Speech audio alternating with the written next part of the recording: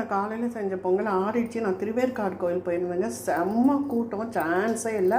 சாப்பிடாமல் போயிருந்தேன். அதனால் இது அப்படியே மீந்துடுச்சு. மத்தியானம் சமையல் கிடையாது. சாம்பார், வடை, வெண்பொங்கல் தாங்க. இது எப்படி நான் சூடுபடுத்துறதுன்னு பார்த்துக்கலாங்க. சாப்பிடாம போனேன். அங்கே வந்து கூழ் ஊற்றுனாங்க. அந்த பிரசாதம் சாப்பிட்றது தேவாமிர்தமாக இருந்ததுங்க.